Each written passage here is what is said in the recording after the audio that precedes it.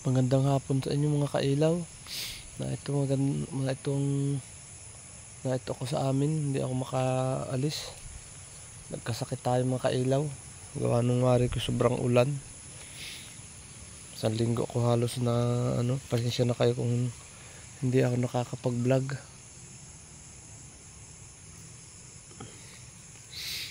Tagalan akong ngayon lang ako nakabangon-bangon. Unang araw pa nga lang ngayon pagligo ko. Sama ng pakiramdam ko pa. Lalakad-lakad tayo ngayon mga kailaw para medyo uli yung ating katawan. Nainaman ako ng sobrang ulan. Kaya warig ako nagkalagnat. Hirap talaga nung mahirap. Lagi ka sa trabaho araw-araw.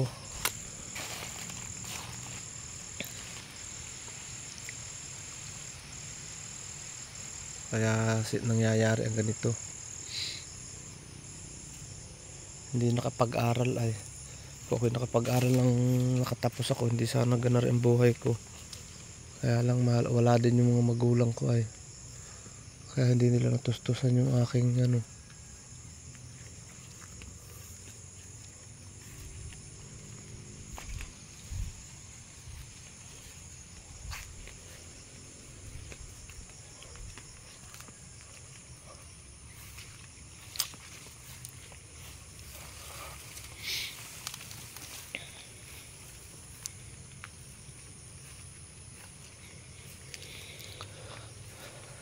naambon na naman.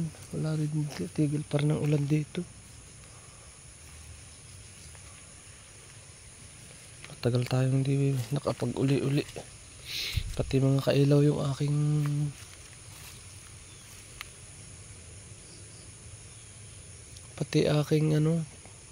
palay hanggang ngayon hindi ko pa naabunuhan.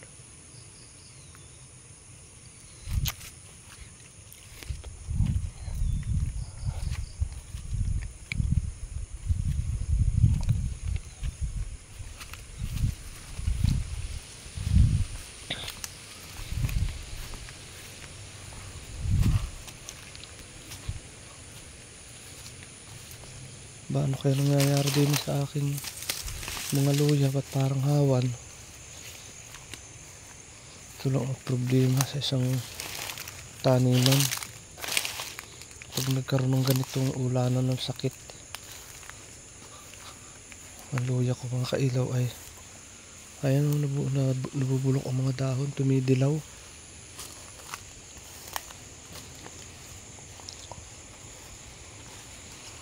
Naku, sana huwag mabulok ng tuluyang yan mga kailaw na sila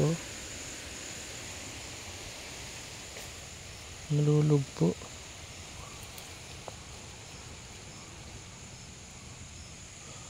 Sana huwag mabulok ba.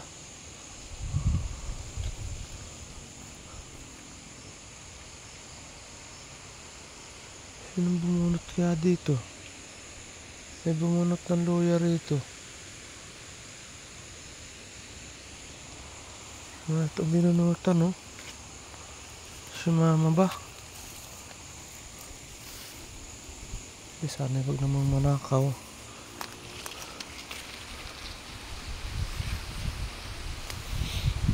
Yung bakas dito niya.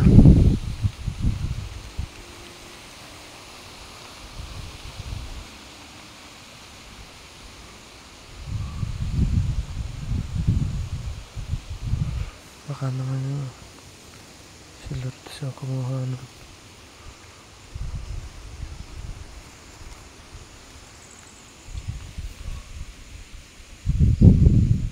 Nabubulok ang mga dahon ng luya ko Pero kung may bibili na ay tigas na ito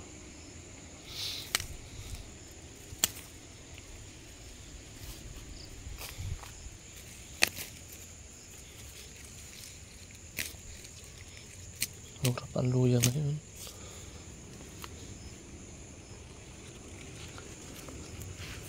Tapos na ako mga din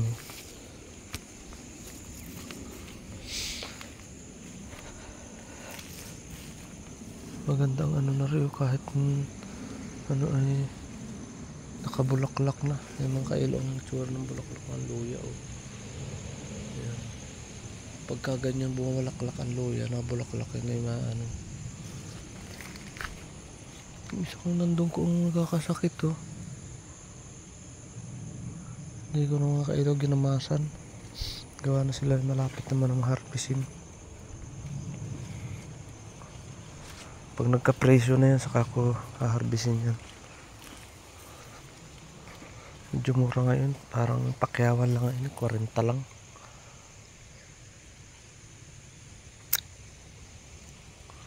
Gusto ko magka-presyo na maganda-ganda.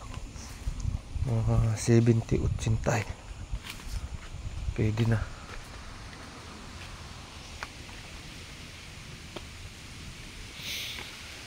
Kailan ba kalong pinupuno ng inumin. Dito pa ng batang itinali yung kalabaw. Ay, wala na. Sino na tayo kakailaw. Sama tayong mga ulo na yun naman.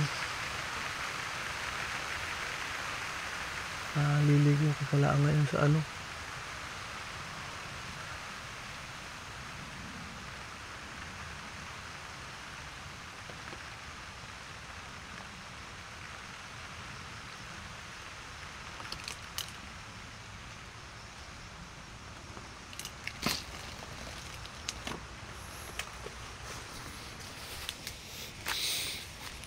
May tanim ditong patula eh.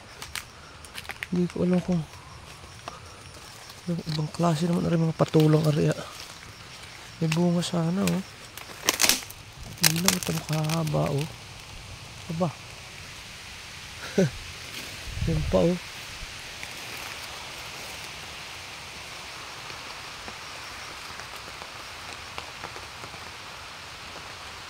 Uulan naman. Ay.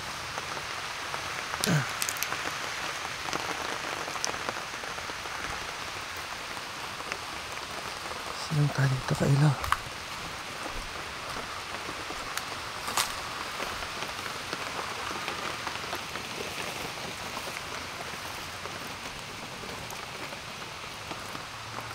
Ibang klaseng patulan na rin binigay ng binhing ari. Naintindihan ang tsura. Kanto-kanto ang balat. Itong kailaw yung taniman ko. Hindi ko napabayaan ko nagawa ng ulanan.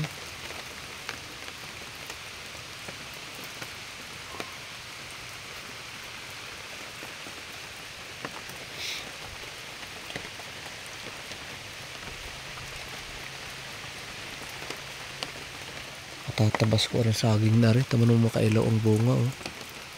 Yung bagya na lumabas doon sa puso. Yung bunga hindi na halos nakalabas doon sa katawan.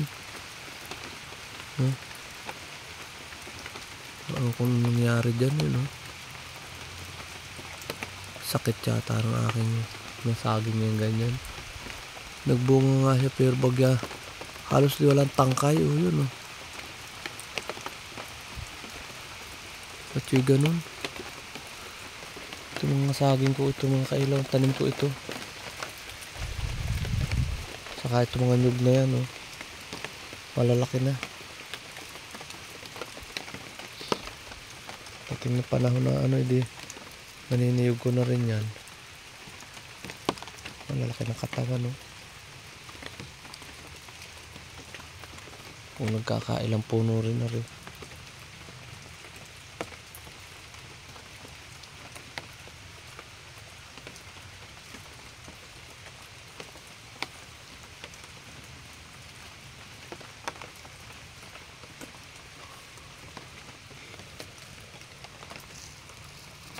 Ito aking kalabaw, kung kailaw kalabaw ko.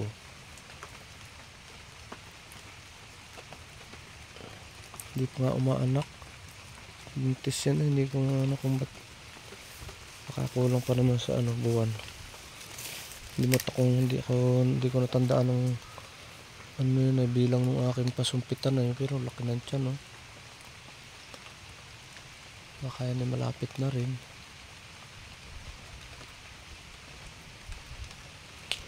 Lilipat ko ng kailaw. Gawa ng tagalan niya ako hindi makapag-ula. Yung aking mag-ula si Kiko ay ayat ano din ay may lagnat din. Kaya ako nag-uula kahit kakagaling lang.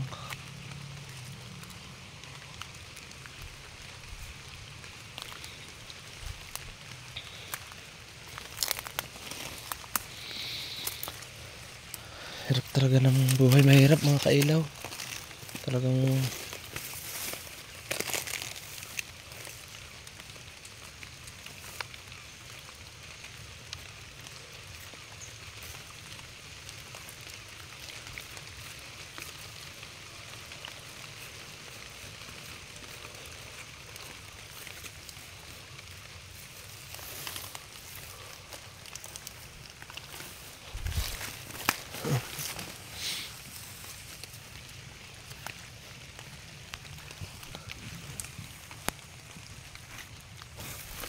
sobrang haba ng tali ng kalabaw ko pala ay.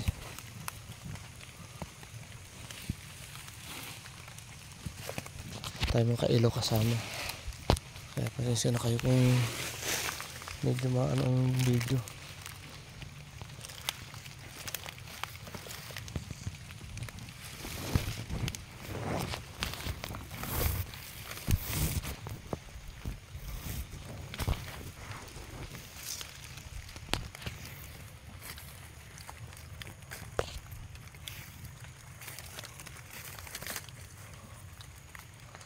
Ang haba oh.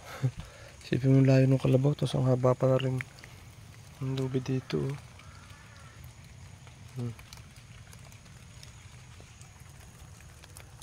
Ang mga kailaw ay galing sa sakit kaya ganito. Sana gumaling na. Gumaling na ako para makabawi ako sa inyo. Madala ang bunga ng niyog ko oh.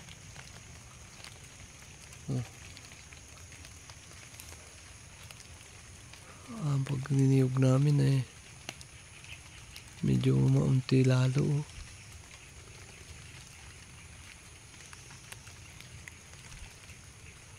Dala ang bunga ng niyog ngayon. Mahal ang niyog, wala namang niyog.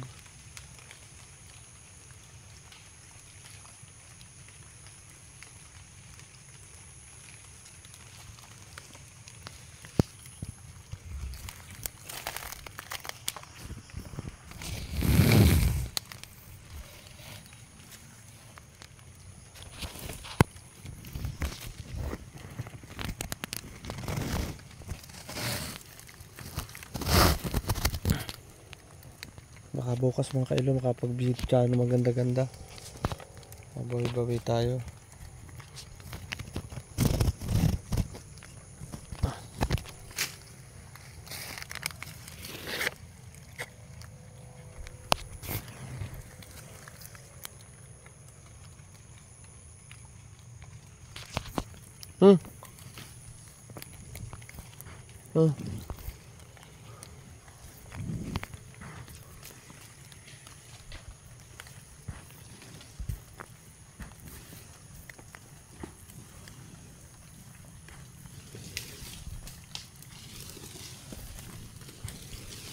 Ha.